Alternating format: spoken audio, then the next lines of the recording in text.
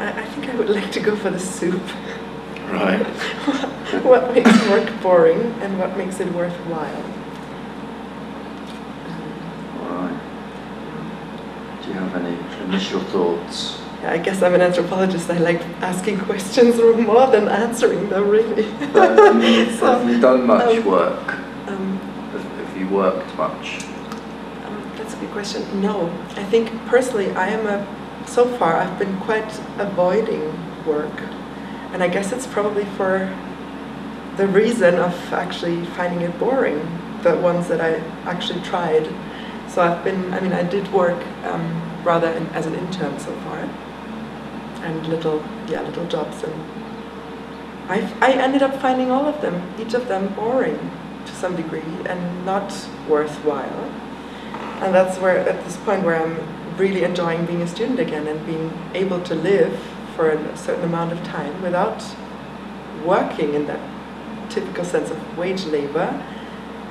So you've done an initial degree, had you? Yeah, I hold a BA in, and it's called Communication and Cultural Management. So it's a very open and very broad degree.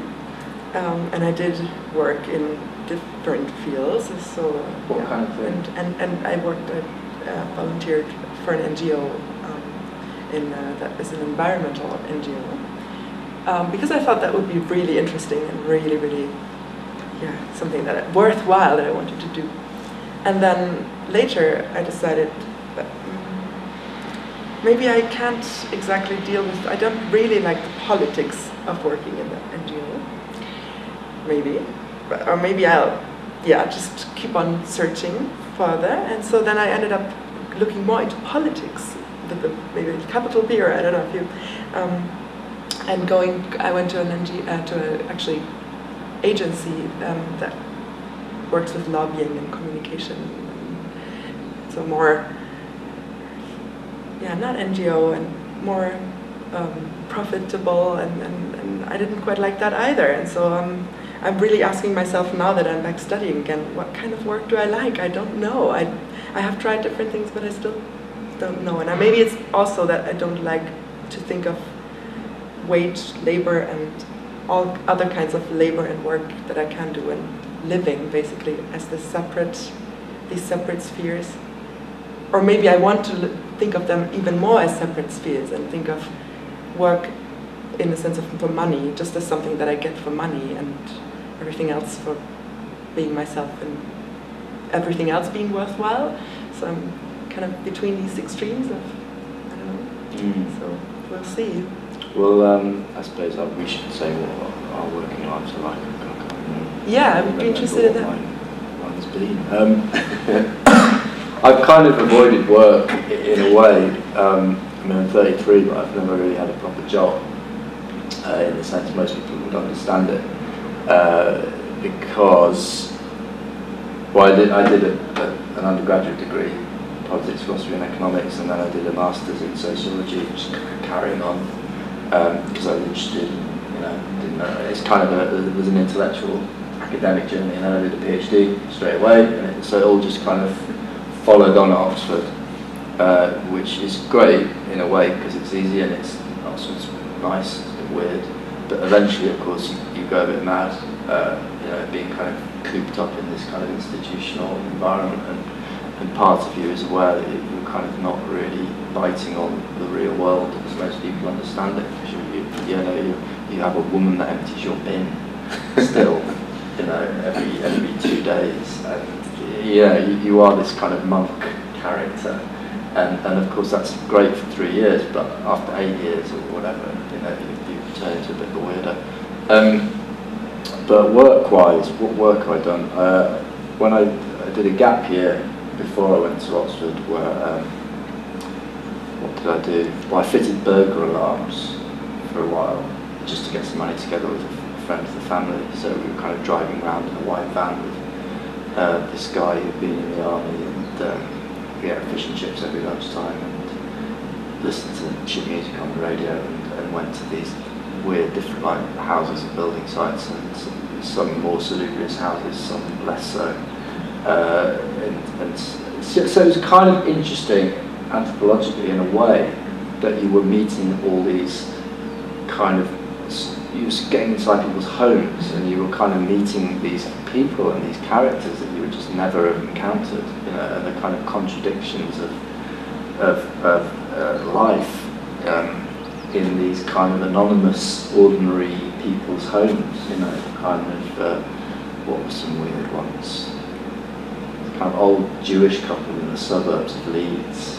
It seemed to be pretty quiet, and they read the Daily Mail kind of religiously, and they were just terrified of everything, of that Britain was about to be invaded by alien hordes that were going to rape them or, you know, take over, and it was amazing, and yet they clearly lived, from what the area seems to be, you know, people about to stab them or anything.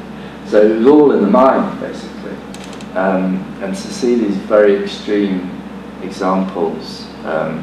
Anyway, so that, it was quite interesting, but if I had to spend my whole life doing that, I would have shot myself, because the actual work itself was so repetitive and my, you know, nothing to it really, you know, just sort of working your way through houses.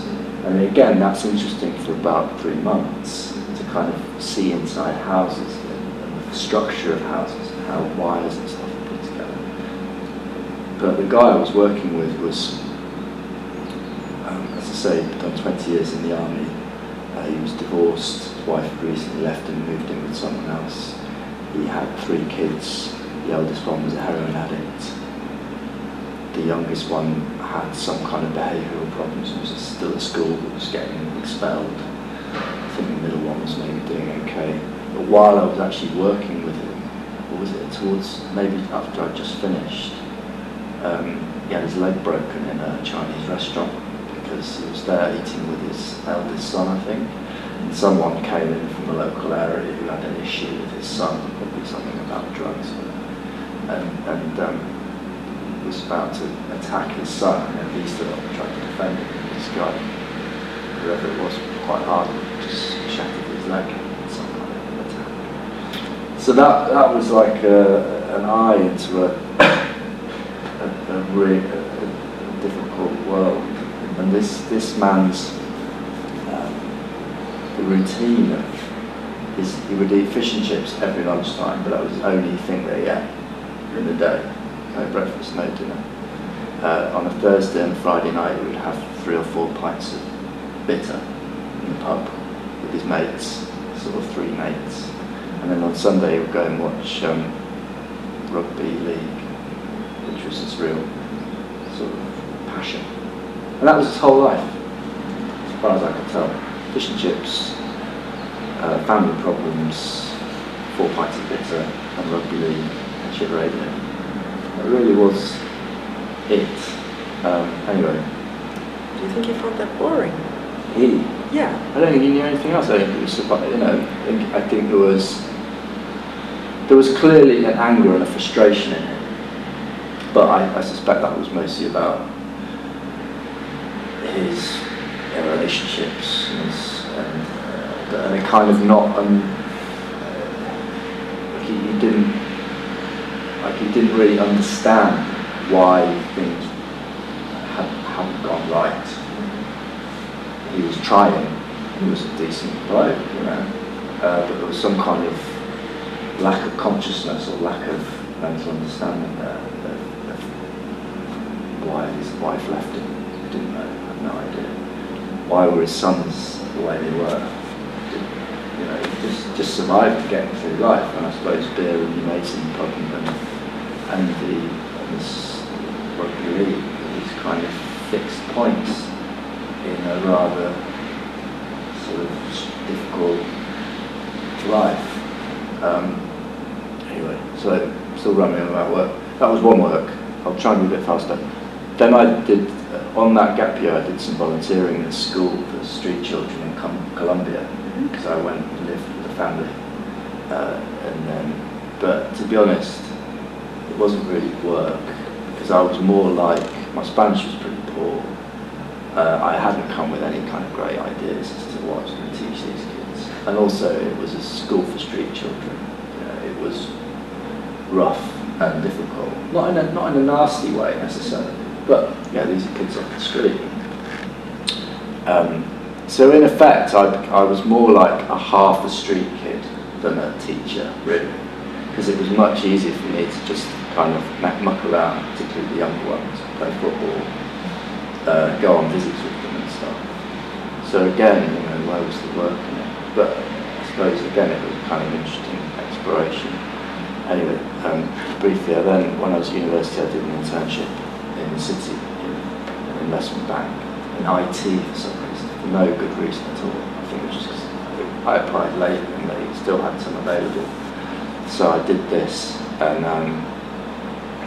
to a kind of 20-year-old who's at university, it was fun and it was interesting, because you were kind of, the IT and stuff was kind of terrible, and the people you were working with were just couldn't. I mean, they were perfectly nice, but just a bit autistic, as far as I could tell, in that way of kind of IT investment bank.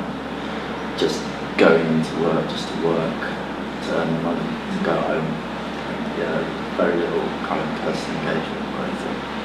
But it was quite fun playing City Boys with some money, because they paid you the equivalent of about 30 grand a year for 10 weeks. And it was my first time I lived in London. So you had a bit of money in your pocket, you came to London, and you kind of kicked around with the lads, and sort of, I don't know, what did we do? We went to the other strip club, and we kind of drank beers, like we were little City Boys, but not in a big way. So it was kind of fun, but also when you weren't with the lads on a Friday night, it was actually quite lonely, because you didn't really know anyone else in London, and you also didn't really have any point of contact with anything, culturally or socially speaking. So you were kind of just this atom that went into this big weird institution and kicked around with some of the other intern atoms and had a laugh on a Friday night, and then it was kind of wasteland during the week. But again, I think if I had gone to work in an investment bank in whatever capacity, I think 10 weeks was enough. I think it would have driven me mental, because it was just, there was something so kind of arid and inhuman and kind of aggressive, quietly aggressive about it all. What else? And anyway, and then after PhD I got a job with Theodore, being a kind of random freelance kind of cultural, social researcher in a sense. So part of it is events, in effect, putting on conversations, scoping them out. Part of it is doing research in the sense of going to talk to people about their lives and videoing them. And so there's a filmmaking component, not in a massively advanced way, but I've done that. And then off the back of it, I've kind of dabbled amateurishly, but to a certain level in, I suppose, elements of visual and written arts in a way. So I've done bits of creative writing, and I've done bits of visual art, but I've actually ended up doing thing with my neighbour's friend, who's an artist, and we did a video, a film, which we fully got previewed at the tape. So I'm an artist, but not I couldn't do that. And this work is, but it's not really work, because I just wake up and I don't have anyone telling me what to do. I just wake up and kind of, some things are happening or they're not happening, and it's quite a kind of wandering journey of, one.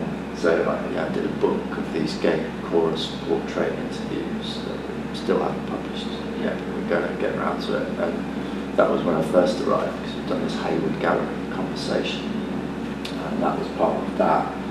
And then I wandered through SE1 around the South Bank Centre, doing more portrait interviews and bits of conversation stuff. And then we did some stuff at the Cultural Olympiad, and then we did some stuff at Lewisham, Conversations, more portraits, and then we did this film, and then we did some stuff in the city, and then this might, it looks like, lead on to perhaps doing something with libraries. So it's this sort of strange wandering journey, and it's definitely interesting and it's definitely worthwhile. Mm-hmm. It's also difficult, though, I think, because it's a strange existence to be this kind of wandering freelance atom without structures or bosses or like outcomes and outputs that if nothing else I'm going to do with X, Y or Z by the end of the month or in fact. And there is none of that. But obviously but you can't just do nothing, so but there's an autonomy, I suppose is what I'm saying. But that autonomy is not necessarily an easy thing. Sometimes you just wake up and it'd be really nice just to have to go into an office and have a water cooler and some people who are not a shit office, like a nice, cool, trendy office. But then, of course, I don't know anyone. I don't think out of any of my mates who work in more traditional work, any of them really like it, really like the people they're working with, and really like what they're doing. So, frying pan, fire, carry on. That's my story. Story of work. So, where can I start? Well, I did a languages degree, and when I graduated I was supposed to go and work at the Celtology department at the University of Bonn, teaching Celtic studies to people, teaching Gaelic to people. And it wasn't really funded at first, and then I think what happened was the British Council were going to give me a teaching job, teaching English, but it was one of these allocated things where you just got sent somewhere, and I begged them to send me to Bonn, and they said that should be fine because everyone else wants to go to Berlin or Munich or whatever. And then my thing came through and it was sending me to this place called Bielefeld, which was nowhere. It's nowhere near where I wanted to go. Yeah, you could tell that I'm originally from Germany. Probably. Yeah, Bielefeld, yeah. With that accent somehow. So I had. So the plan wasn't quite going as I wanted it to, and I was a bit nervous about leaving because I had a good group of friends, and didn't have the guts to go and do it, and I think it was a welcome excuse when the plan didn't really come together. So then I started, that summer I was supposed to go in the October, and that summer I started frantically sending my CV out to different organisations, and I had a thing at the time that I would quite like to do television, and then I contacted this woman out of the blue at Scottish TV, and she got back to me and said, come in, and I went and had a chat. And this was at the time, it was just before it became like a nonce industry with no money and nothing, just, and so just prior to that I got in. And they got me in for a few months, and then I was still supposed to be going to Germany, and then the boss took me aside at the end and said,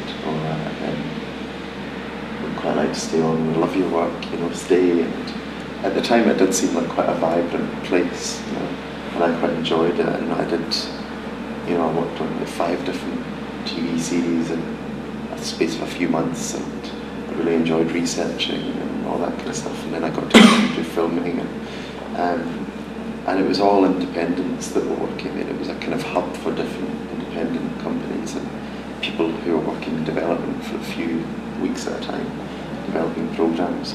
And the people were actually, they weren't like my impressions of TV people. I had a very nice team, and whether that lasts beyond the transient world of an office, I don't know, but it was a nice place to be. And then eventually things started to dry up, and everyone told me that as a sort of semi-linguist and vaguely clever person, I should go to the BBC and get myself a job with a current affairs programme and work in kind of news and current affairs. And so off I went and I got a job and went and did that. And I'm more or less, apart from a few stints in like maybe some arts programming and radio and some music stuff, I more or less did that for then about 6 years, but working my way up. By chance they had an independence floor, like a floor where all these independent companies came in, and I ended up meeting who is now my partner. So but my partner's from London, so there was a bit of a kick up the arse to get myself in gear and find what I wanted to do and move and blah blah blah. And I'd thought about for a while, maybe I should go to London anyway, maybe it's the place to be, and I'll find some more interesting jobs. And actually the TV world wasn't particularly better here, but I didn't want to be stuck in Glasgow whilst my heart was fluttering elsewhere, So then I decided to, I came down, I got a job very quickly actually, but it wasn't in television. I just decided that I needed some time away from it to think about what I wanted to do, and then I thought maybe I wanted to do social enterprise type work. And I got a job as a media manager for a government department. Because I'd worked in journalism and current affairs and stuff, they thought you can do PR type things. And so I did that for about a year with they managed 6 charities who run all these volunteering schemes. So I was the kind of go-between. And at first I thought, because the charities all seemed very nice, that it would be very different. But then I just found it to be the most bureaucratic place I'd ever been, like much more so than the BBC, and any idea that I came up with had to go through 10 channels, and eventually a government advisor would kibosh it anyway, even though I'd spent 3 months doing it, and then it would just kind of continue on like that, and the charities were a bit, downtrodden anyway, and then I decided that wasn't really for me, and then I sort of got to the point where I decided I needed to be, I was told years ago in television that the dream was always that you should be freelance, be your own person, get yourself a property, have some money in the bank and just do things that interest you.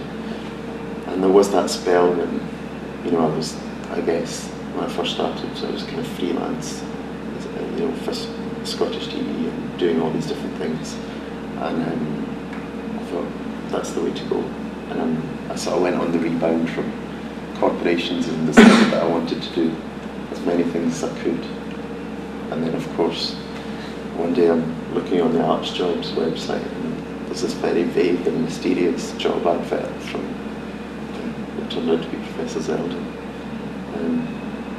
which I applied for thinking, well, it's worth a shot, I suppose, it's interesting. And then he invited me to go and meet him. We chatted for a while, and I thought, one of the things I think I always really enjoyed about the work that I did, I maybe haven't explained this so well, but there's a lot of repetition and bureaucracy and box ticking and office politics in these places that are supposedly very creative. And the thing that I really liked about the concept of the work I was doing was that it could be very varied and very creative. So whether you're researching or directing or whatever you're doing, for a very short period of time you're quite intensely finding out about something and creating something. And then at the end, just at the point where you get bored, you've moved on to something else. And when you're in a big corporation and they have operational things that they have to achieve, that becomes less and less the case, and I ended up working on the same things all the time. So, but the thing I used to really like doing was just talking to people, whether it was interviewing them or whatever it was, or even just in the process of filming something, the conversation you had with the person in the street who felt it was an interesting conversation you'd had for the rest of the day. And but that's not something you can really define as a job. my job is, I'm really good at being a talking person, therefore my job is a person who talks to people. And but that's essentially what I do now with this kind of work, is get to know people and get to interview them and find out lots of things about them that then sparks off interesting thoughts, especially for the professor. And it now doesn't have also the kind of any agenda behind it, I suppose. Sometimes in the past when I've interviewed people for work, it's been, you happen to be put on a documentary where you're finding out about people in the hospital and you have to ask them questions that you don't feel comfortable asking them, but it's your job to ask them. Whereas now I can see more of a sort of tangible, I'm doing it not because I'm an evil television person, but because it has a purpose beyond that. So that's the kind of, that's where I never did go to. I forgot to say it, I did this project as part of this Zeldin research at a health centre not far away from me for about a year on and off. I went in and I talked to patients about their lives for sort of 10 to 30 odd minutes, with a view to looking at a sort of idea of a social doctor. Because an awful lot of people's kind of health related issues have got nothing to do with health per se, they're life problems. And it was interesting, oh my god, it was harrowing. Because these people's lives were just, probably about half the people I talked to, their lives were in a real state of different degrees of acuteness. And then an awful lot of the rest, there was not much going on. They were just surviving, just kind of mundane survival. So to sort of sit there and soak that up, because obviously a doctor doesn't soak it up emotionally, culturally or intellectually. They're just there. I mean, they might inquire a little bit about someone's life, but they're there with a technical purpose to help them in terms of health if they can. But I was sat there more like a kind of poet, or someone, just kind of absorbing this material, these words, these lives, and that was enough, because you are emotionally, you are increasingly sinking into a kind of despair or a mundanity, because you're kind of, you're surrounded, culturally speaking, in a way, by decay, spiritual decay, physical decay.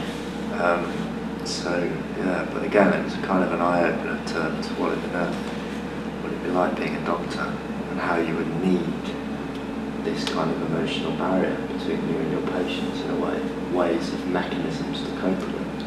But what makes work? It wasn't boring, but was it worthwhile? I couldn't really, to be honest, it wasn't a great deal that me on my own could do for these people. But you could conceive in some other world of a more kind of preemptive. Problem is, talking about health doesn't really get you very far, because actually, I think in a way, what keeps people from getting ill is actually having a life. But you don't have a life by talking about health all the time. It's almost the opposite, in fact. And usually, when you meet well people who are semi-obsessed with health or food, my neighbours are a bit like this. And actually, there's it's sort of seemingly symptomatic of something which is actually unhealthy about their existence in a way. They're so worried about eating the right things all the time, or cancer, because it's, in essence, it's sort of worrying about their own death. Why, if you're living, why are you worried about your, death? So it's all wrapped up, I think, in people's lives not really happening for loads of different reasons. One of which is, I think, is work. It's the fact that work is so kind of boxy and mundane and grinding for so many people. I think sometimes for people who don't have even the drudgery of a name job or whatever, often they're the ones who, on the flip side, people who talk about their health in an almost kind of, I just think about people from home that when I go back sometimes to speak to people, there's almost this slightly morbid satisfaction with, you wouldn't really say that everything's great and you're well, you kind of compare levels of deterioration, you know. And I've got this, I was at the hospital last week, and they'll say, oh well, I've had that and I've got this as well now. It's kind of, but there doesn't seem to be a fear about it. It's just, whereas, you know, the kind of, the middle class sort of, oh, I need to eat my mung beans and I'm going to get something. But that's like it's, in a way it does have a spin towards finding some solution or cheating death, whereas the other side is people just going, yeah, I'm alright, probably get hit by a bus tomorrow, but it's fine. But what do you think? Do you have an idea of, as you were saying, you don't really know? No, I mean, sometimes I feel what you just described with missing out on being well or missing life while you talk about it. That's sometimes how I feel being in university still. Missing out, or exactly right now, talking about work, but not working. I'm wondering, what am I doing? What am I doing here? And it's interesting to listen to you, and I'm thinking, what are the reactions you get to your work? Because maybe that's what I'm concerned with also in my questions right now, with finishing my master's right soon, well, this summer, hopefully, supposedly, probably. What am I going to do after it? Well, also, I think one question that I'm concerned with is,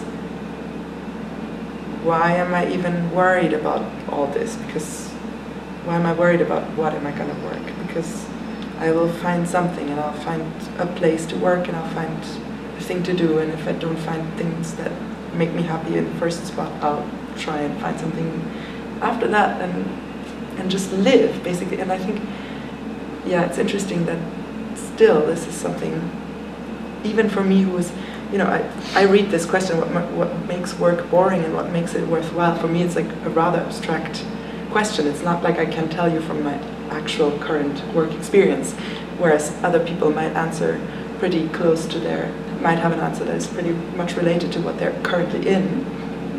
For me, this has always been so far a very, very abstract question, and I'm just, I made this non, but yeah, maybe I'll just ask it back.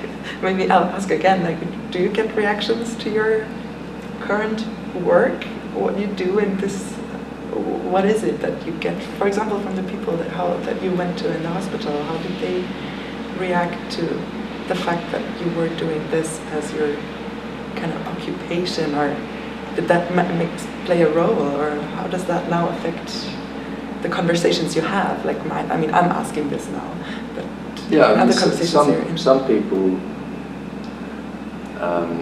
making it, doing what I do, you don't have a very defined kind of identity in the sense that people get, you know, like doctor, you know, immediately people, right, so you learn something and you do this.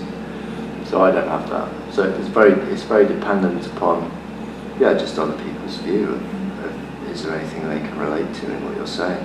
But often actually, rather than saying what I am, I just say what I'm up to.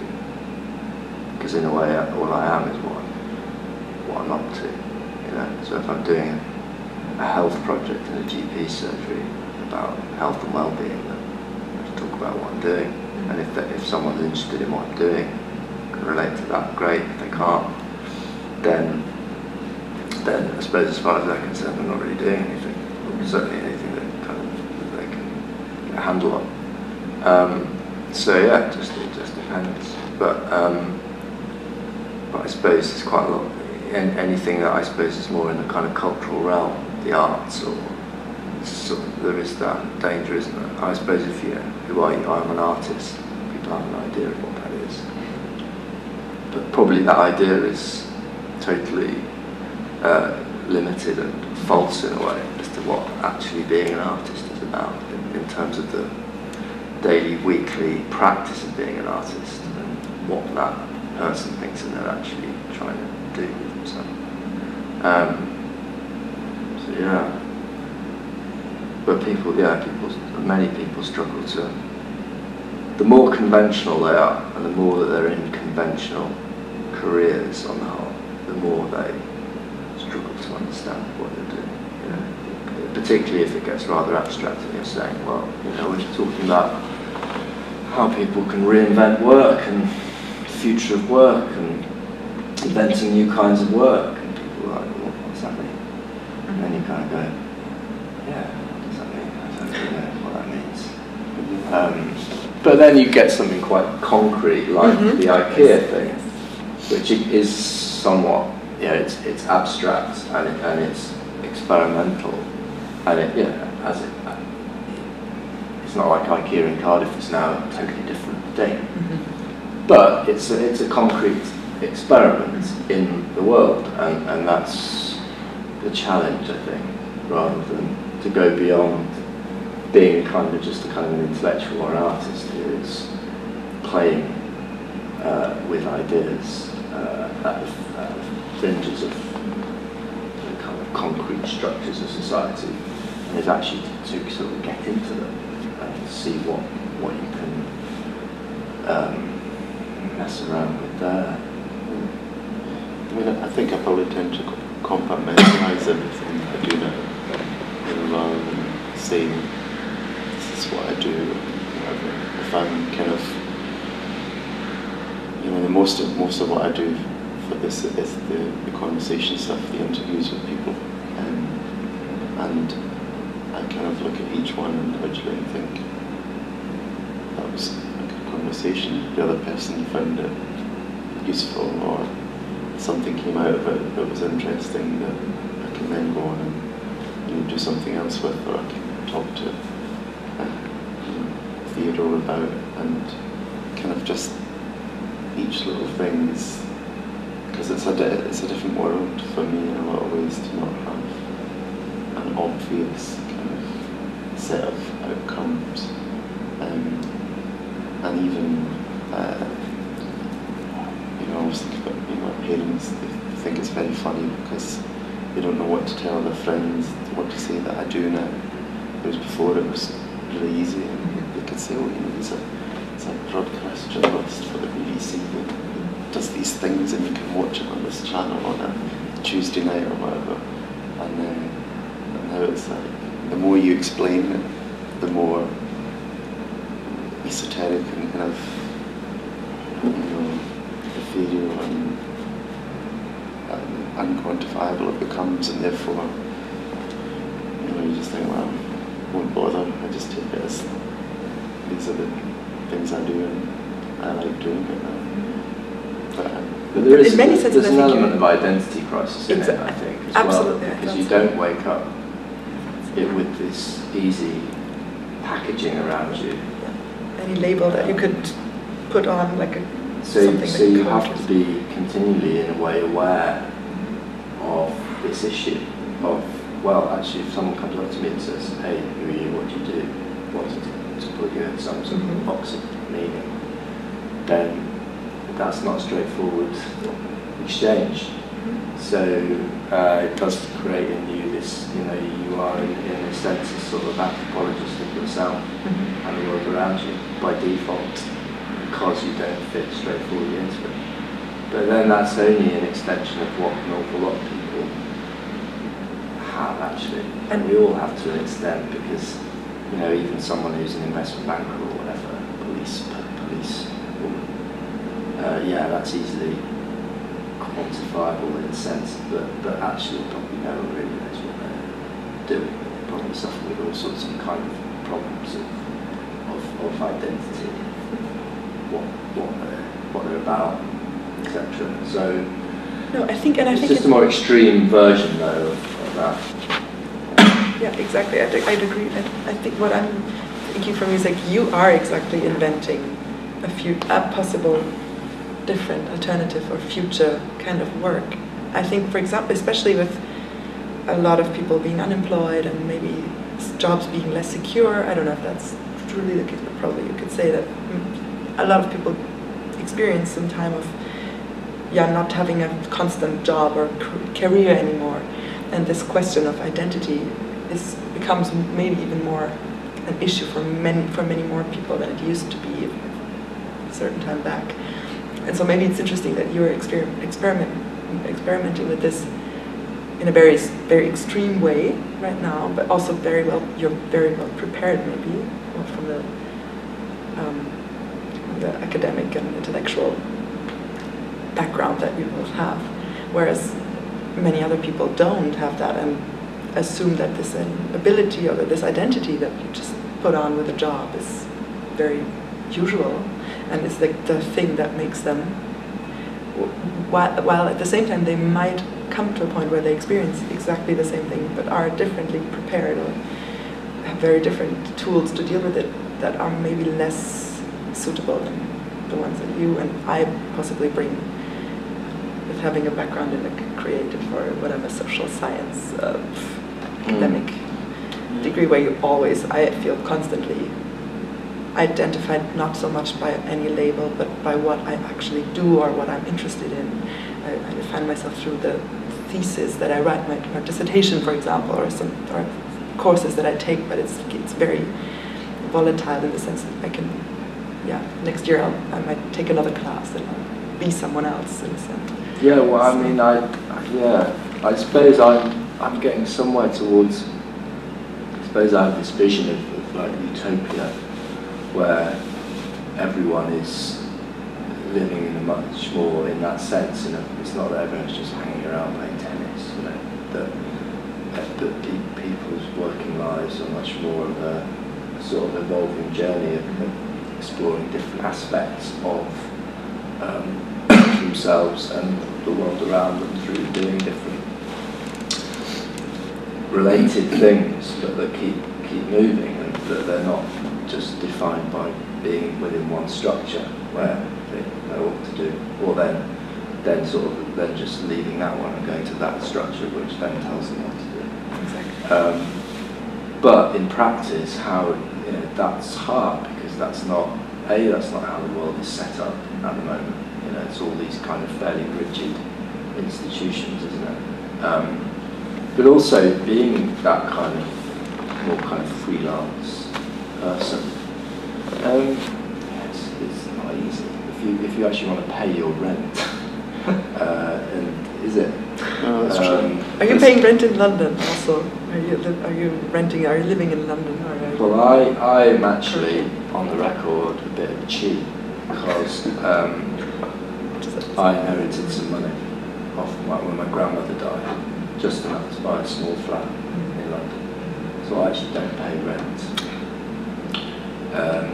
which makes it easier because Theodore doesn't pay me. He actually pays me a reasonable amount of money, but it's not enough to really live in London. If I was paying rent in central-ish London, living off what Theodore's paying me, I would be living like a student, really.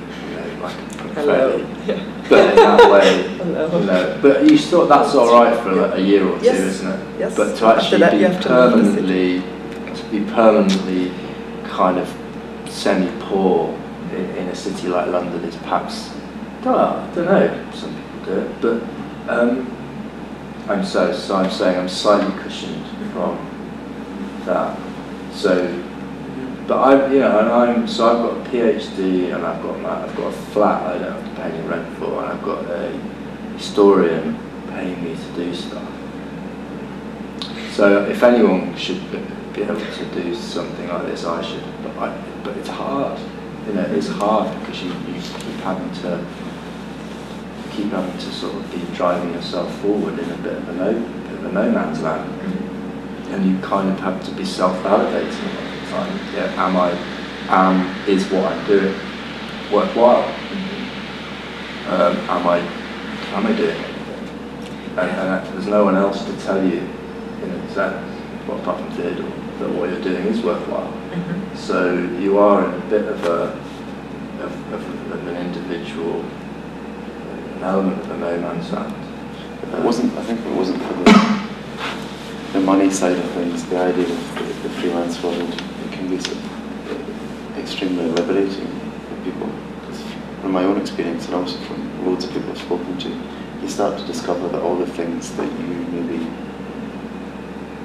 thought were very specific to a job or an industry that you worked in are actually just, there are so many more things you can do. And that's why, that it should be possible to invent something else. Because I find that, say, jobs that I used to do,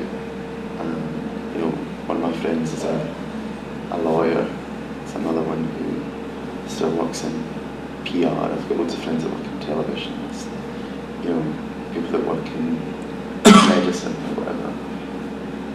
Well, that's obviously there's the very technical things that they do, but a lot of the day-to-day things that they do are actually very similar. They all spend a lot of time sitting in an office in front of a computer, sending emails to people, organising things, making things happen.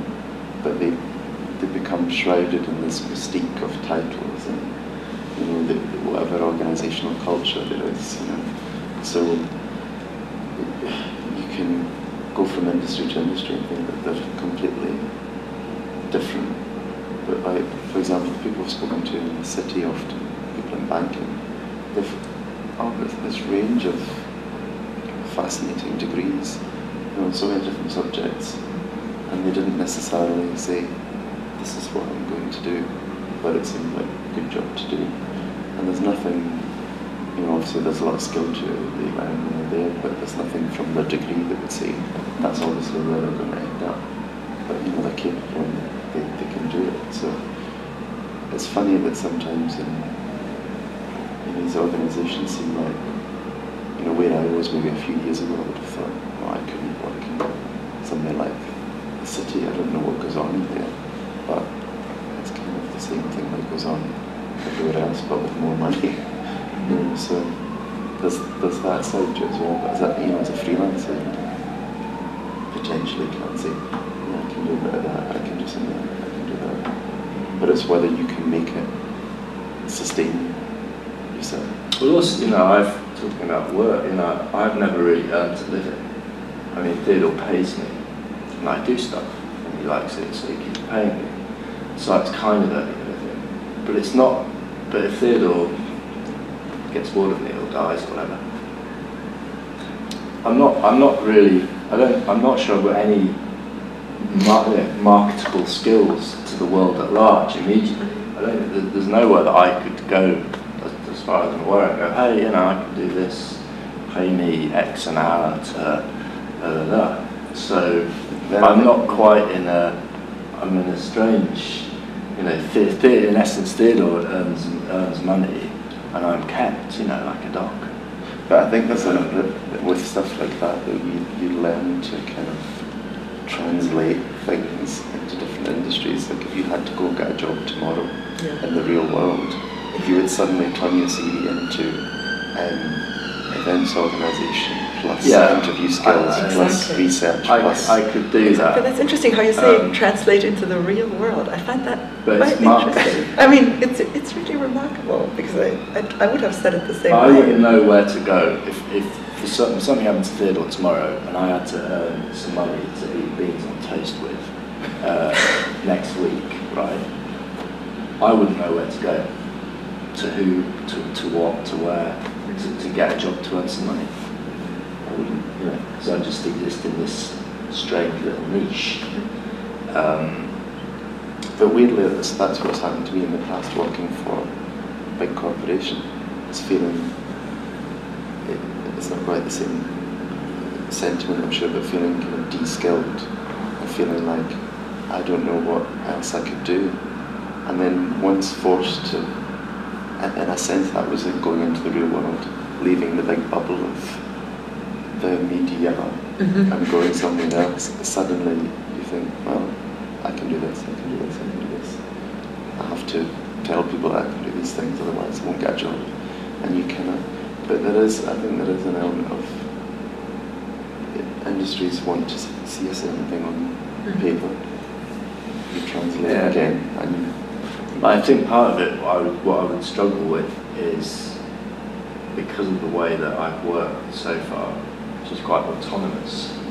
So there is a sense in which you are a bit like an artist in the abstract sense of you are making choices as to what you want to do within the field of things available that are potentially happening, and you're sort of weaving them together in a way that's satisfies your imagination or some sense of who you are. So the idea of actually having to dismantle all of that in a sense and just go to the market, as it were, and say, these are my skills, what are you going to pay me for my skills, is the opposite in a sense of what I've been doing. And that would be odd, because I would have to be, even though I'd be in essence the same guy, I would actually be, the mentality would be completely different. And also when you're in there, there's the kind of split between what interests you and what, because I'm sure you would apply for a job that you found it looked interesting. There's what you think is interesting that gets you into the job, and then there is the operational needs of the wider organisation or team or whatever that often doesn't sit well with you, and then it's like, why do I have to go and write this document on this thing? Because you do. Okay, what happens if I don't do it? Then you get a shit appraisal, maybe you get fired, and you can. That's why this is, for me, and the other side is a bit of a welcome, relief, is that you're getting feedback and you're learning things and you're being told things, but at the same time, the things that I'm doing on a day-to-day basis, it's like, I have to make them happen.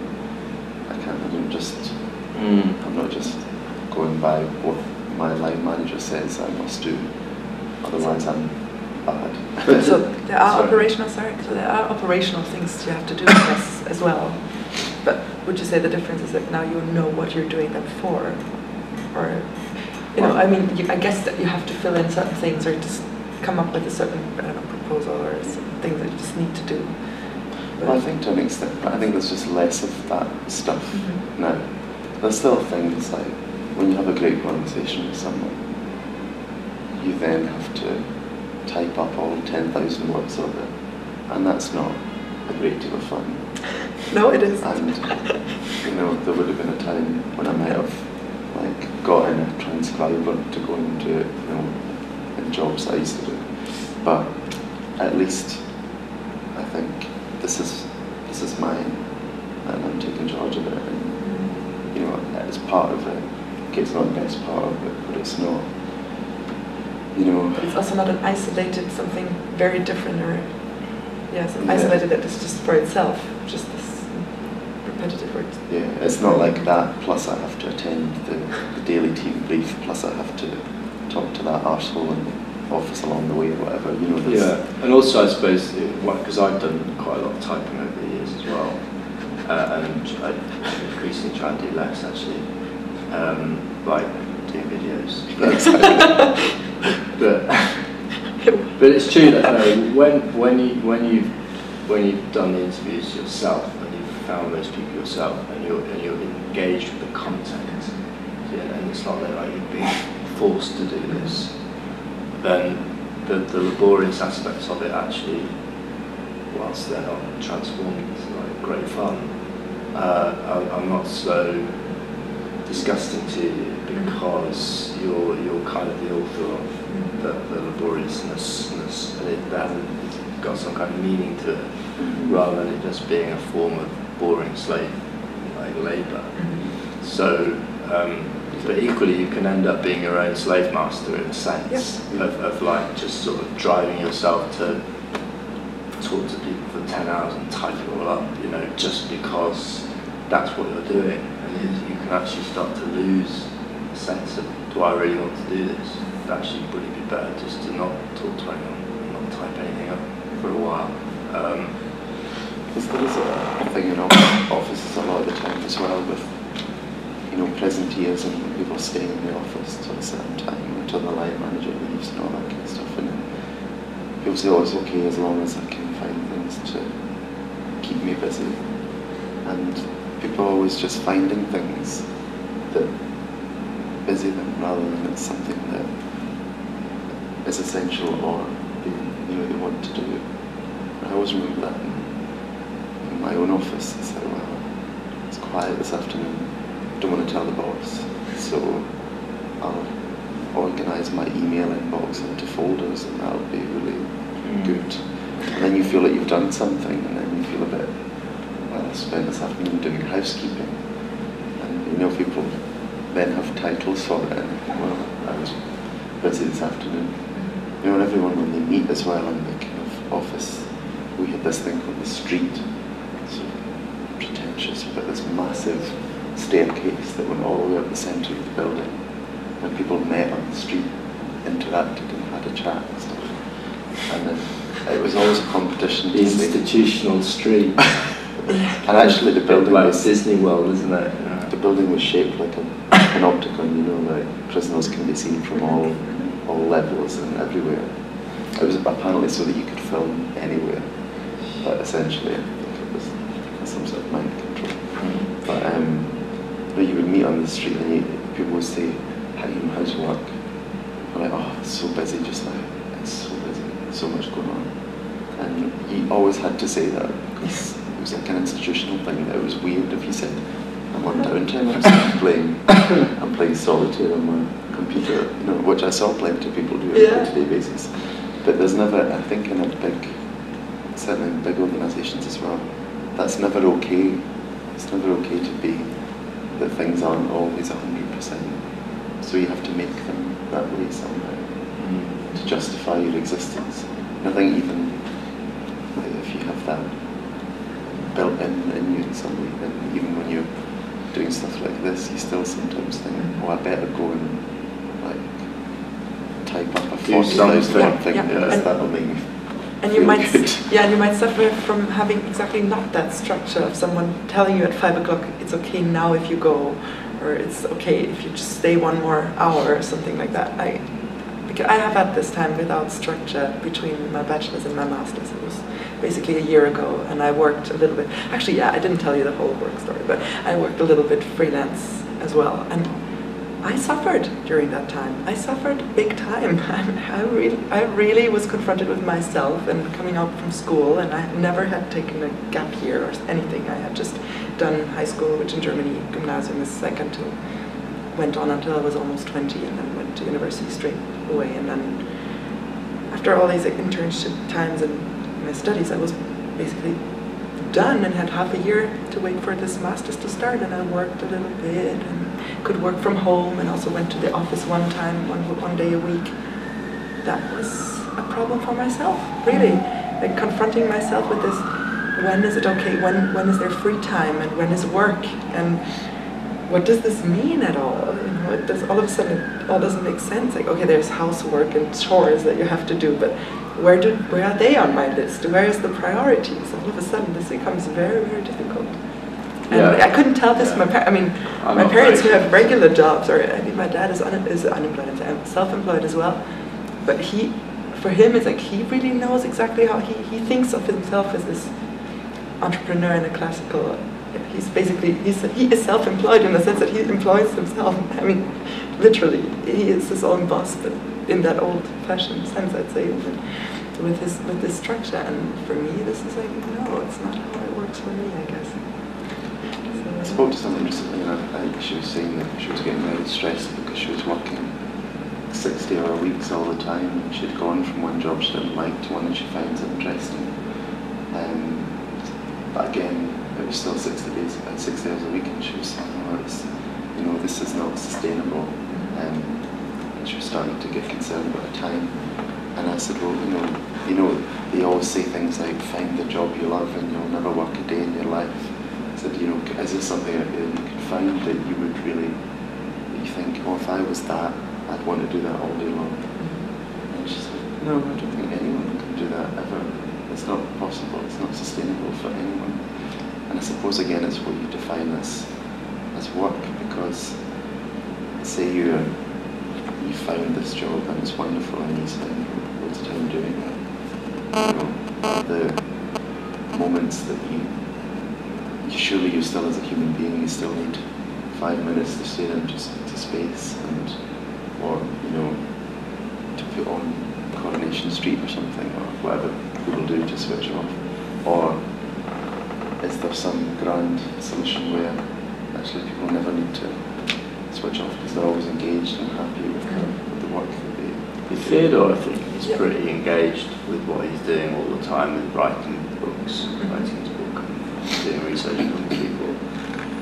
And he's busy most of the time, but he goes for walks, I think, and does gardening, and probably listens to the odd thing on the radio or just the odd bit of TV that's interesting or whatever.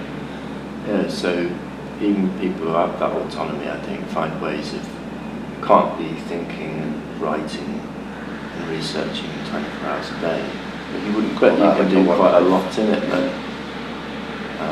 You wouldn't see that as his work-life balance, I don't think, for like going gardening. No, because it's all part of one thing, part of existence.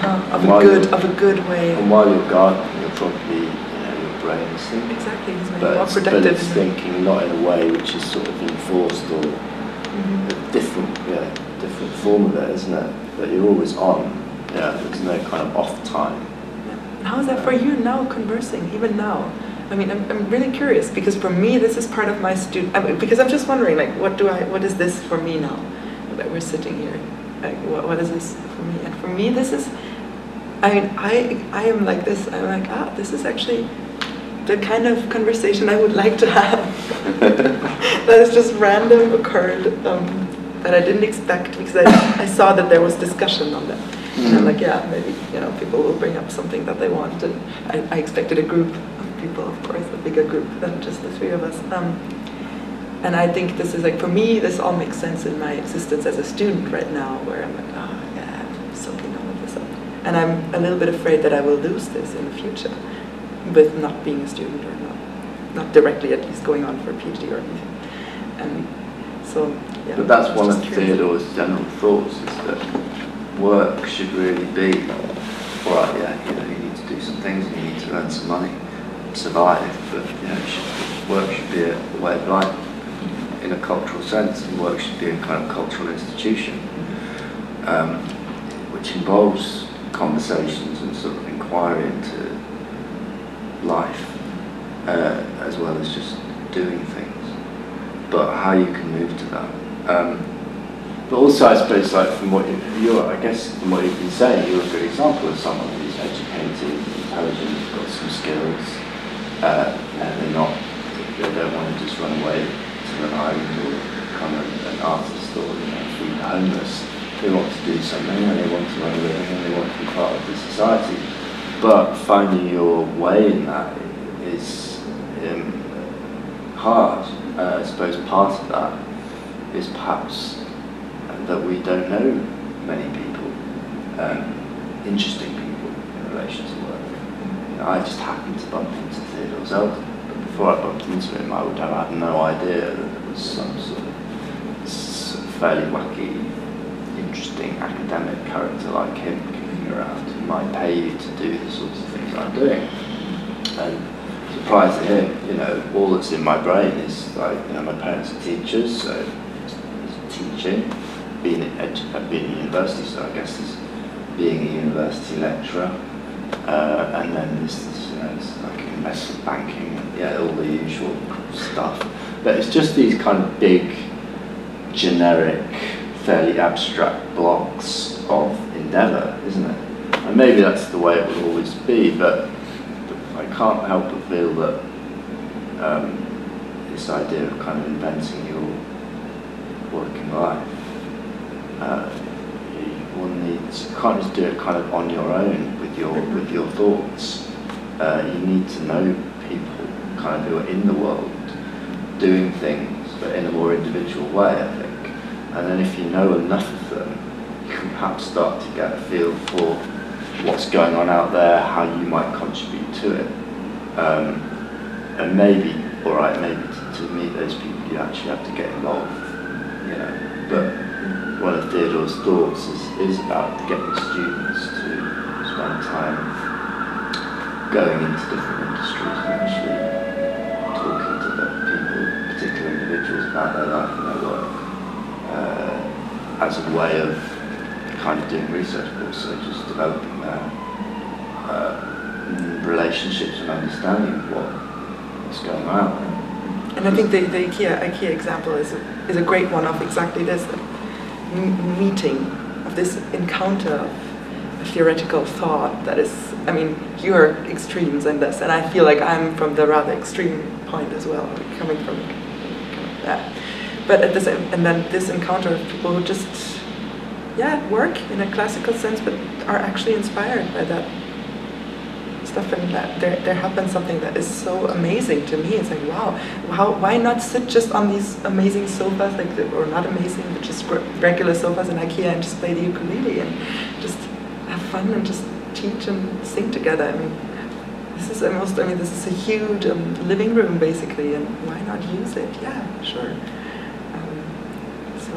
I think that's probably one of the reasons why many people end up getting stuck in jobs as well, is because, like you're saying about meeting different interested people, you become very involved in everything connected to the place you work. So say you're an accountant and you hate your job or whatever, and you want to leave, well, you're not getting that chance to, because of the routine of it all, you're not getting that chance to spark off someone who's going to take you on a totally different path and show you that actually. And you're not going to know who that person is before you meet them, inevitably. And what I found is actually it's quite slow, and you meet someone randomly usually because of something that you're doing, something you're exploring. And not because you're sitting at home, but and then you establish some kind of relationship with them.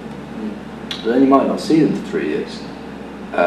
Well, for example, actually, the other night in the pub, in fact last night, and that's why I'm slightly hungover, I went out to this pub in Islington with my mate who lives there. He works in broadband marketing, and it's fine, but it's a bit shit, in a corporate way. There's not many ideas.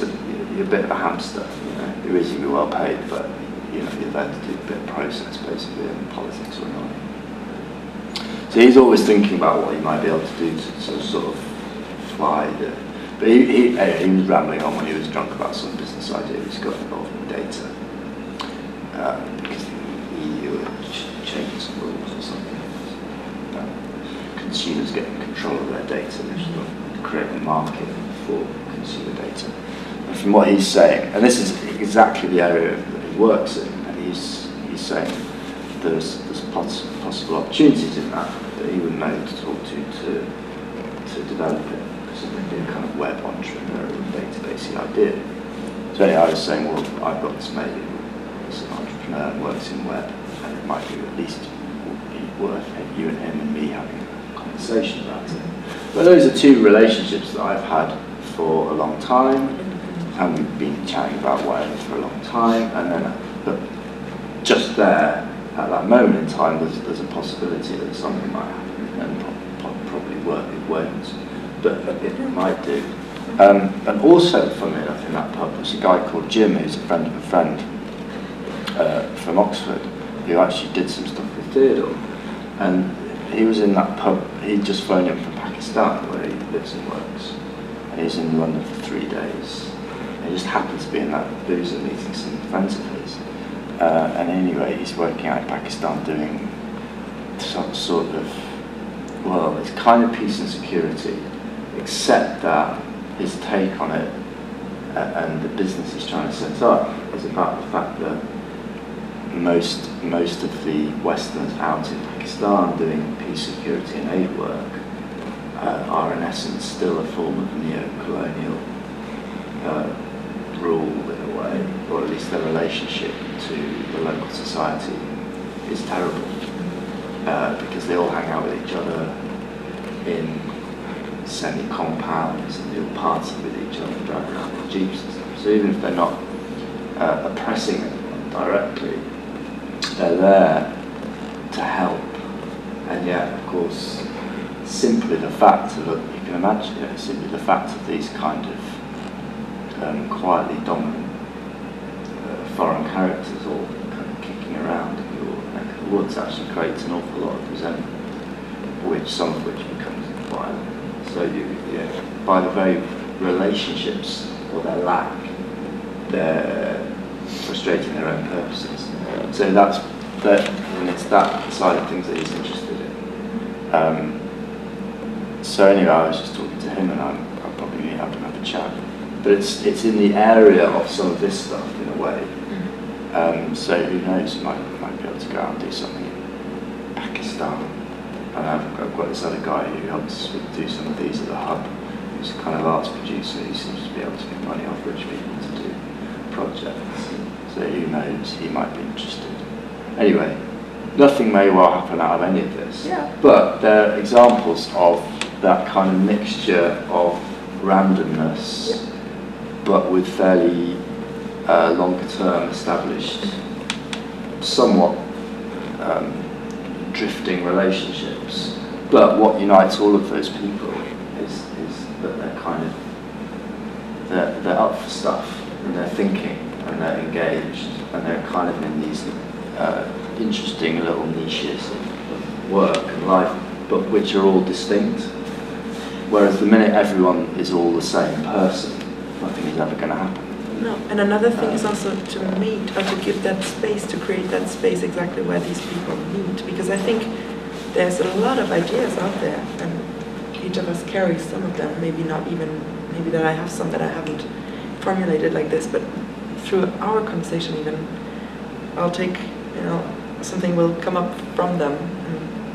And so I'm thinking it's really about creative spaces like this, for example, where actually it's not just about making sure that people are quite diverse and have different perspectives, because I think they are there, the different perspectives, different ideas, but it's really about how to bring them together and and to actually meet people that you would never have met, like the film raises, how do you talk to people because there are so many chances to talk to people you don't know. I travel on the tube every day, and I do not every day, and I could talk to so many people, but of course I don't. I can't really. No, it's this issue of how you meet people. And where? Say with this library project, Deptford Lounge, but there's a danger if you start talking about conversations in community spaces. People have this nice cozy idea of, let's get the community to come and meet the community, which is great, but it can quite quickly become inward looking.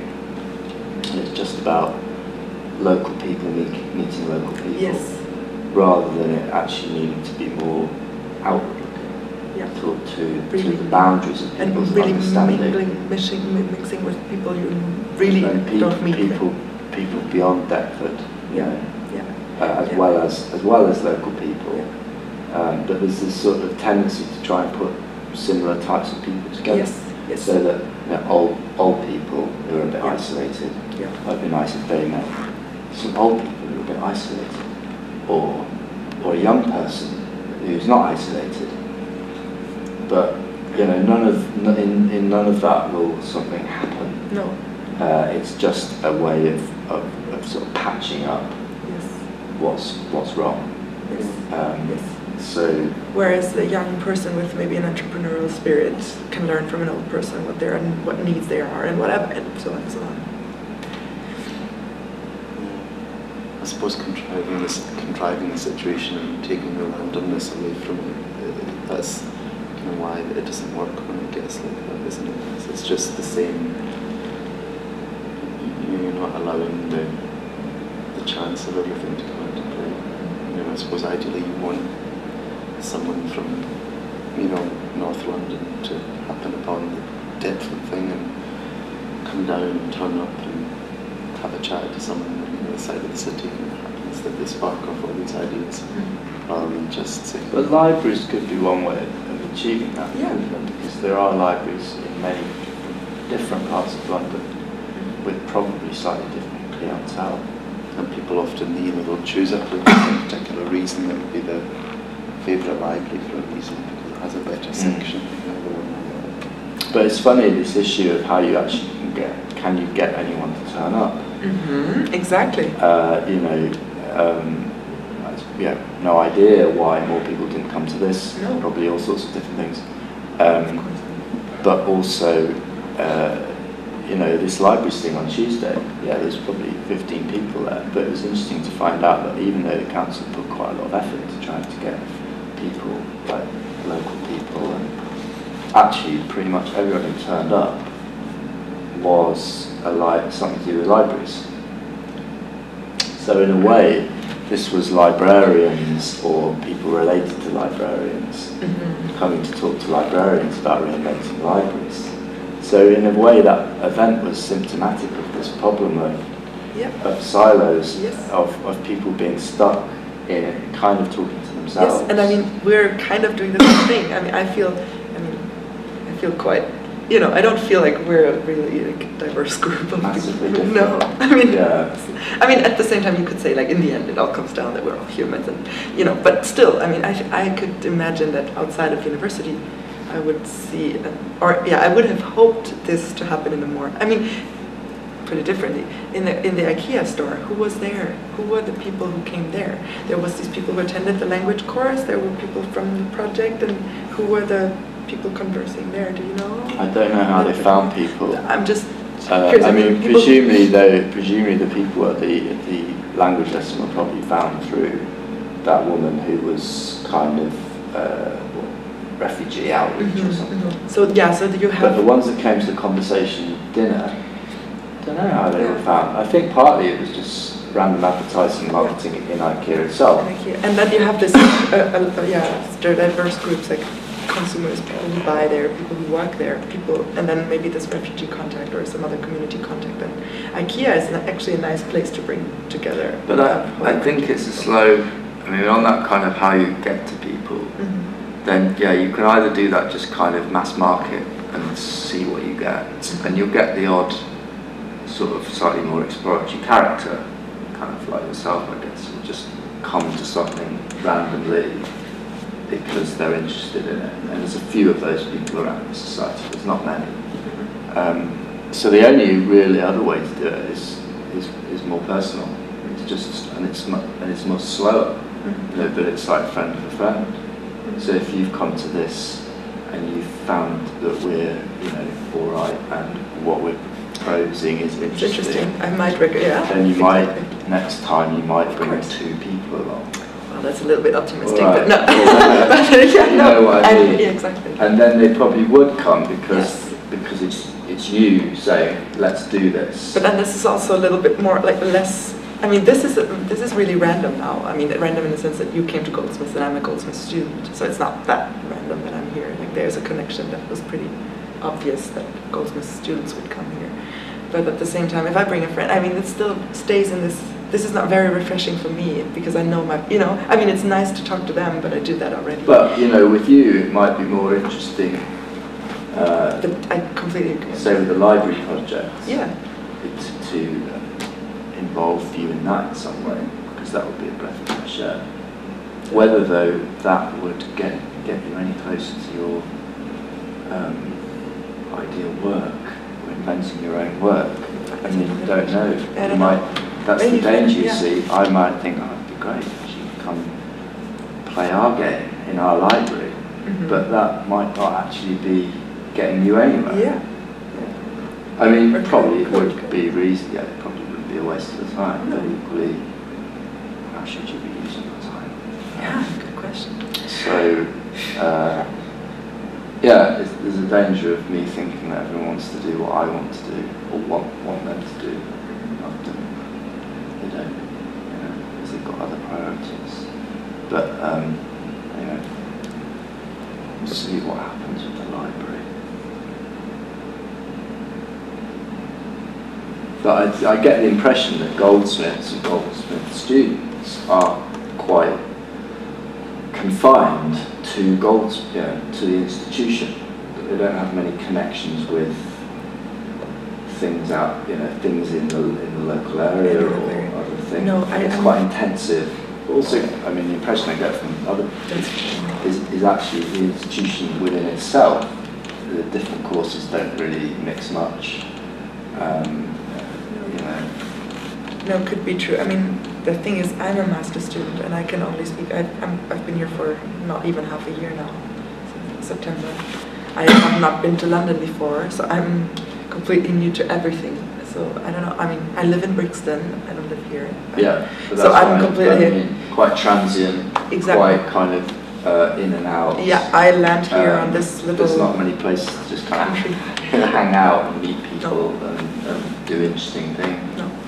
So I have my friends that live all over, but that's basically. So it's really interesting to also to think of this as an institution. I don't know. I don't feel very affiliated, and I won't be here any longer. Really, I mean, yes, I will, but not really. So it's kind of, I don't know.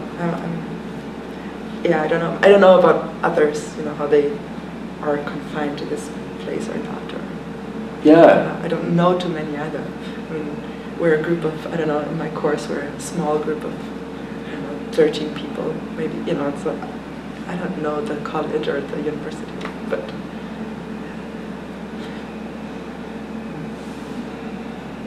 maybe that's different in other places. I don't know, in other universities it's a little bit, but it's differently organized, I know, with colleges and, with different, here usually, or undergraduate students also have a different experience. Undergraduate is different. Studying together, like exactly, and for a longer period of time. Big camp. Exactly. But the postgraduate, people are kind of flying in, flying out, a bit more kind of business-like about it, aren't they? Maybe, So even though it doesn't feel like business, well, really. At least not on the money side. It's different, isn't it? But like the real world is much closer to their hand, isn't it? So I think that focuses people's minds on like, what am I getting out of this? What am I point? Rather than just sort of hanging out, getting drunk, and rowing, because that's what we do because we're students. But at the same time, I think just going back to the conversation thing, I mean, that's nothing. I mean, depending on the question, like, what's the commitment to these things? Like, what is this supposed to be like? I mean, a conversation like this fits in everyone's schedule theoretically. I think it's not a format that requires really a lot once you're. Once you're here. Yeah, exactly. Once you're here, it's like, this is how it goes. Like a row of beer and hot dogs. Well, that's where you get to bribery, isn't it? And where does bribery get you? But then we haven't got really any money to be bribing students with canapes. And I think that's also something that's not. I don't like that idea of bribing people with food. I mean, I've experienced that in the US when I was there for an exchange semester in California. Every possible meeting for anything, any information, even a student association that would advertise their stuff, like let's say the communications group, like for students who do communications in their major, they would have free pizza and they would advertise that in the beginning. So of course I went to some of them just for free dinner, but that's really, you're undermining your. Yeah, but I suppose if we did free pizza and beer, but then we get them hooked on how. It's true. I mean, especially when you're really just about conversations, then that works. This is the thing, I suppose. Maybe people just turn up for free pizza and beer, but will there still be that one person who comes because they want to explore the topic as well, what it's all about? And again, it might be worth it, and then we don't have any money for all these nice things. Who pays? That's get to that question, I don't know. Yeah, who pays? Anyway, what time is it? I don't know. 8, I think, probably. 8:10. I mean, we can keep talking or we can stop talking. Is there anything else you want to talk about? Learn from us wise men. Is that still working? I haven't got my glasses on. Wise man. That's how you self-identify, right? No. Actually, no. One topic I was going through my head that I then forgot about was because we've been talking quite a lot about work and my life, etc. But one thing I have found is that I think quite instrumental in anyone who creates a slightly more interesting working life for themselves, a bit more alternative, a bit more independent. Actually, their partner their boyfriend, girlfriend, is quite important in that, I think, actually. I mean, Theodore's relationship with his wife, I think, is it's supportive and it's intellectually engaged. And they've got crossover, but they're not kind of occupying each other's turf, so they're not kind of, always in each other's pockets. And equally, there's another guy, Roman, that I used to work with Theodore, and his wife was a researcher at Oxfam, something in Oxford. But they've got that relationship where I think day to day, week to week, they kind of sustain each other in that slightly more kind of alternative. So I think that is quite important. And I certainly, in my kind of wandering identity crisis of life, where I don't easily fit into one box or another. And I found it that, you meet, say with going out with someone, with a woman in London, it's a bit of a jungle out there. You meet people, obviously friends are through friends, but I don't meet many people. It's not like I have a work institution exactly with a large network of people. So there's none of that really. And then often the people you meet, they're kind of either, to my mind, I mean, boring is perhaps a bit of a nasty way to put it, but you can. Well, there's a dichotomy there of like they either tend to be in the mainstream structures of work, and so however excitingly interesting they are, their lives are 8 till 6, a salary, pottering around on Saturday sort of thing, and and often their lives are not intellectually very stimulating, or there's not much exploration, and so actually your capacity to relate is actually quite diminished because you just do operate in different worlds. And having someone who kind of always wanted to go out on a Friday night for a beer and then wanted to just sort of hang around on Saturday and then just relax would just piss me off, because that's not how I live my life, and I just don't want to have these. I mean, maybe it's different for some people, but then on the other hand, then the other sorts of women you meet are the kind of mad bohemians living in semi-property, and I've gone out with a few of them, and it's kind of exciting and interesting, but equally it's not me either, because it's too far out there, and I'm somewhere in the middle of those two things. But when you meet kind of fellow freelance atoms, you're not necessarily immediately drawn to them either, because they've kind of got the same problems that you have. Yeah. And you don't want to just be kind of replicating them, of two people who are both a bit weird and slightly insecure, and you don't know whether the money's coming in next week. So maybe that's, obviously relationships naturally are just about falling in love when I just haven't met the right person. But so anthropologically, there is an element of that, I think, of quite how you've fit together in all of that. Absolutely. I think it's very interesting that you mentioned that. But without a relationship, you are quite, I think, especially somewhere like London, it adds to the atomization of your life, because it's not like I don't know people and have mates and colleagues to an extent in a way as well, but they're there and they're there and they're there and they're there, and actually at the heart of it is just you on your own, and there's quite a lot of moments where you're not doing that much, or you've got some time to wait where you just don't want to do anything. You've done your work for the day, and you've got an hour or two you can watch a movie on your own, or and those are those times where if there was someone around, you would just sort of this is what happened today, or this is what I'm concerned about, or this is really exciting, or just those little moments in your day and your week where you're not particularly doing anything. It'd be nice but you don't just want to sort of sit on the sofa on your own and stare at the wall. And then, so, those things, but quite how it all, I guess you just need to, I don't know how it works. But again, it's just another aspect of not quite fitting into the normal was more established structures of it, or I mean, I suppose if you're very existential about it, you think for people who meet because of a job, because they're in the same office and they're working very intensely.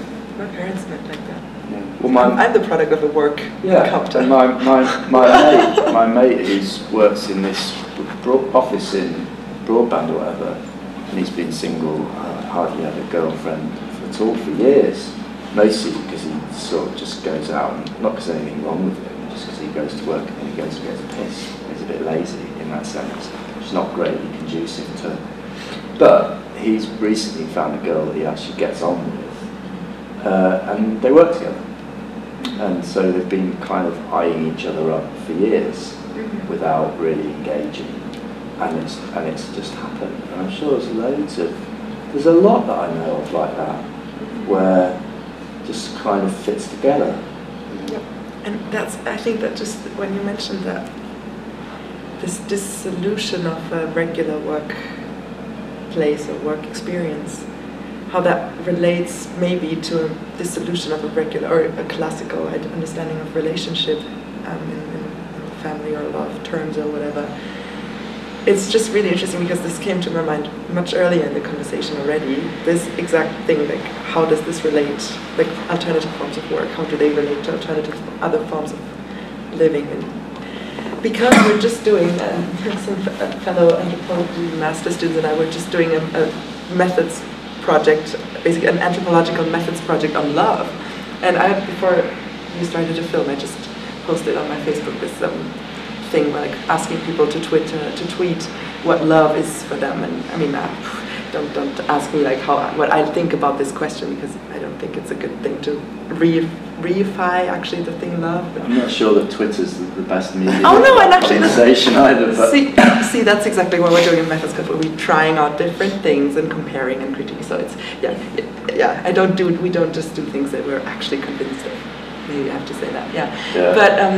But love, I agree with love is a difficult, not necessarily the place to start.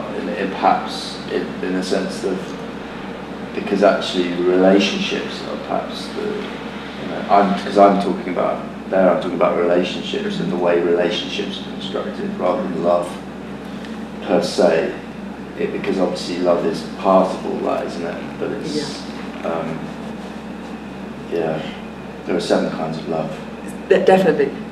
But if you come to relationships, then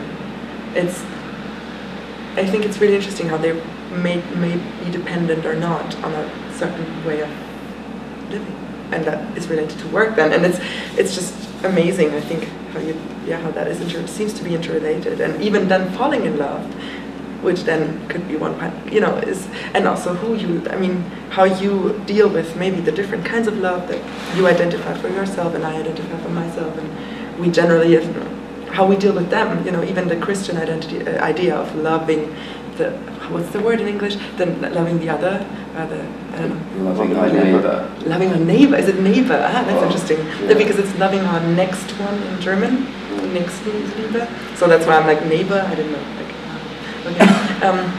How you live that actually is also very closely related maybe to your understanding of work. And if you work differently, if you work in a sense that maybe conversation should be part of and relating, that could be a part of this Christian concept of loving your neighbor. It doesn't have to be, but from what I see, I think is probably right. Again, do I see much or correctly, but what love is, in my now you need to send me this because this is for me. No, I can use this. In my limited view, but for people, for these sort of conventional couples who work in finance together. Mm-hmm. I know a couple. The same company. Mm-hmm, like on the same floor. Yeah, I know one person. And the love there is clearly, is as I think for most people, actually it's companionship is the main day-to-day, week-to-week thing that they're offering each other, and there's different kinds of love within that are probably expressed. But from what I see of them, and of course you never know what goes on inside it, but given that they're kind of lives are in a way so institutionalised, and they're in essence sharing their institutional journey together of going to work, coming out of work, having some friends, having a drink, and being tired in the evening at the same time. And what should we do on Saturday, and what should we do on Sunday, and when are we going to wash our pants together, and when should we decide to have children, and well, what about, is that house big enough, and you earn a bit less, and you earn a bit more of that. All of that, to me, that does seem to be a very different relationship to what I would find stimulating or would need, because I find that on a daily basis, those perhaps slightly more existential questions, or at least questions of identity, or they're kind of mulling over life, something a bit more practically philosophical, you're much more engaged with those questions on a daily, weekly basis, and there's much more uncertainty as well, and you don't fit into these kind of simple structures.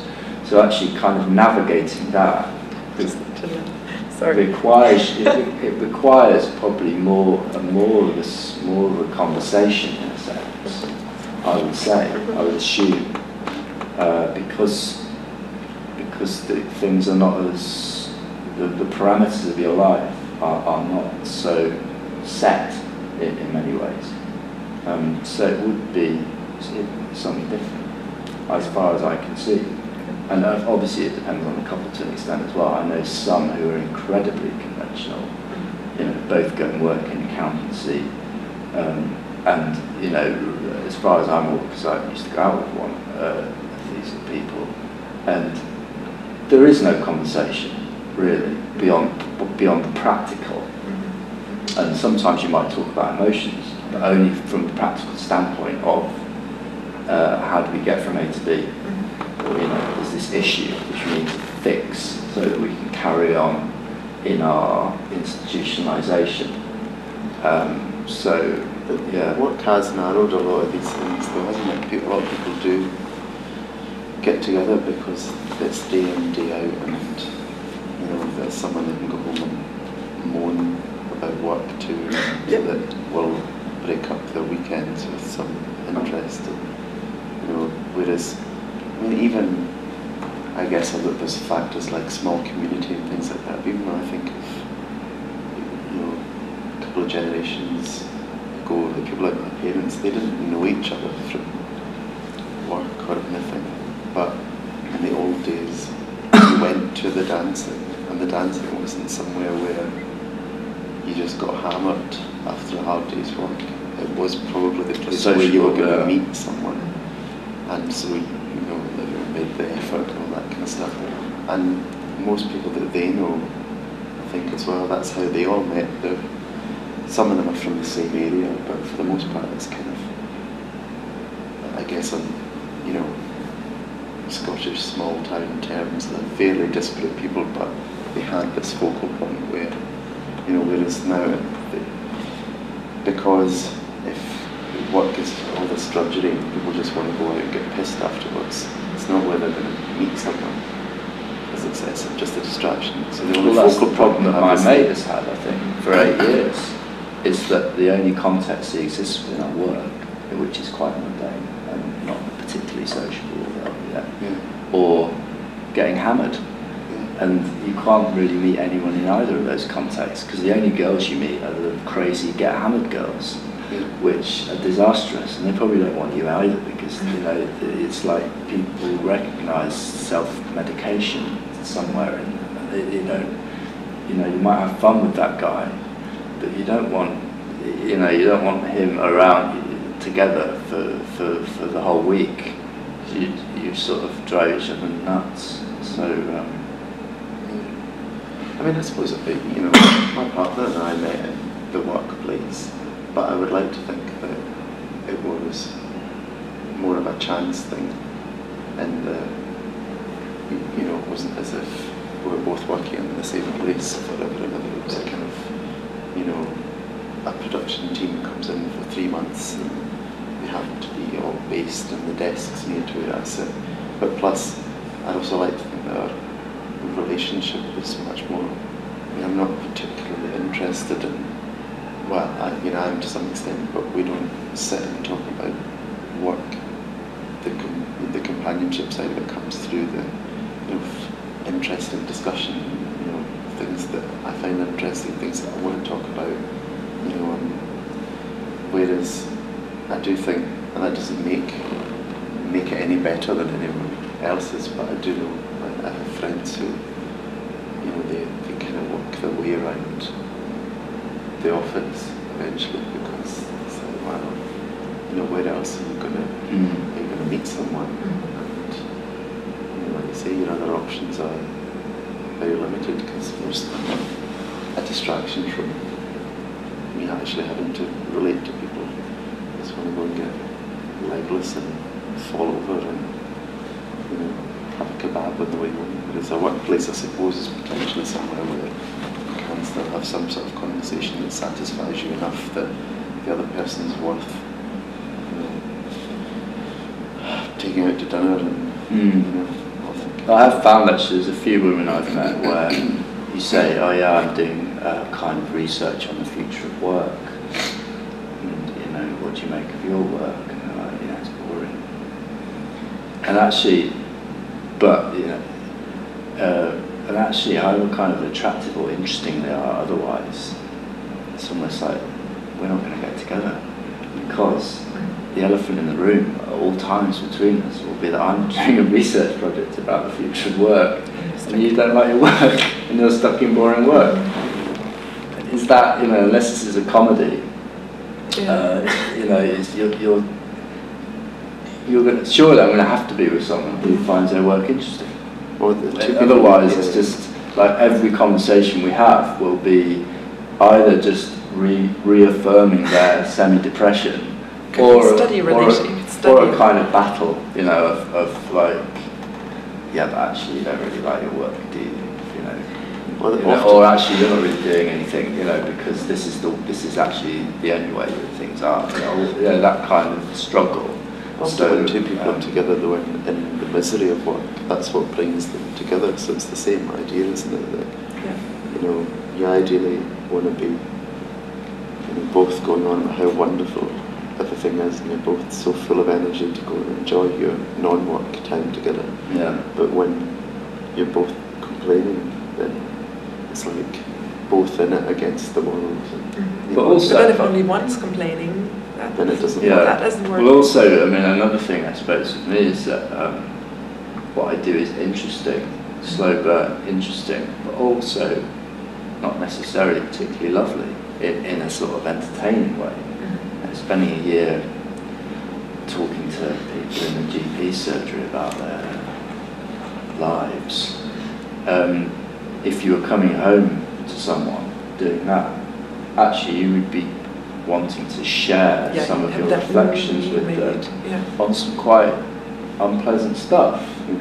And if you couldn't do that with them, if they just were like, I've had a hard day at work in the office, I don't want to hear about all this, can't we just like talk about nice things, polar bears, or shopping? You wouldn't be able to do it. Go mad, wouldn't you? Because there's just too much of a barrier between you. So if what people are after in conversation and interaction outside of work is in essence a kind of just a pleasant companionship or kind of escapism, then it's not going to work. It's not going to happen, because you might as well not be in that relationship. You might as well just be talking to yourself. And that's something that I'm wondering. Maybe this independence in work, and this feeling like you sound in that. From what I get, this sounds very individualist or individualistic, and autonomous. And it's interesting how that creates some autonomy also in regards of a relationship. So really, what is it that you need from a relationship, or what is it that you don't need? Maybe in comparison to someone who has this classical need of just a buddy who's there and who sits next to you and watches TV and falls asleep next to you or something. Like, what is it really that you need once you have a different approach to your work? What is it that you need in the social encounters you have? relationship or ships or Yeah. whatever. I think it opens. Well, I think it one opens. thing I think, I mean, it's kind of what you've been saying, that there is a sense in what I do that every day or every week you are somebody a bit different in quite a real way, not just in the sense of, you know, the generic sense that that's true of everyone. But you are, you know, and so you're kind of having to reinterpret a bit of yourself, what you're doing, what the world is. So if you haven't got someone who kind of gets that and is in a sense doing that themselves as well, where not in a way that drives you both nuts, but where you can at least engage with each other in a sustainable way. If they can't do that, because basically the parameters of who they are pretty much set, and they're just trying to kind of get through the little practical bits of it, then I think that would be a problem. But there's also an intellectual dimension that I found is, I mean, the girl I went out with before who was a musician, it wasn't that she was non-intellectual, she did think, she did reflect, she did read, but equally she'd done a music degree, which isn't particularly, there was some elements of the mind which are not really developed in that way, and so you did find that there was you could have a conversation about society or whatever, and she would get that, but equally there was a whole kind of language there that wasn't shared. So you sort of felt a bit, as part of you feels a bit shut out of it, however much you like other aspects of it. Sure, as a musician, though, she's able to make huge contributions to society. Yeah, but through her music, rather than through the intellectual aspects of conversation. But then that's the voice that you have, isn't it? Maybe I should explain why I laughed. I laughed because I just exited, no, how do you say that? I don't even know how to say this. I came out of a relationship that lasted 4.5 years on Saturday, and it's pretty much very similar reasons that you just described, with this like one person being very into a stable life situation, progressing into that, and myself being completely out of there and not willing to be part of this journey in this straight way. So this is really why I had to laugh, because it's just like, this is me sitting in therapy and listening to myself. Yeah, it's funny because you might think, and I have thought at times, that actually having someone who was very stable by your side would be good. Yeah. Because, you know, you can go off and be a bit exploratory and a bit lost or whatever, finding your way in life, and you can talk to them about it a bit, and they'll be a rock. But I think, but actually, in my experience or sense, is that, you know, the rock's not good enough. You know, can't really talk to the rock. It doesn't really get it, and so there is a. Yeah, the rock maybe can't deal with this constant transformation and adapt to it equally. But then, as I say, if you then get the opposite though, if you then get someone who is totally kind of off on their individual lost journey of madness, then that's equally awful, because you just, you know, end up driving each other nutty.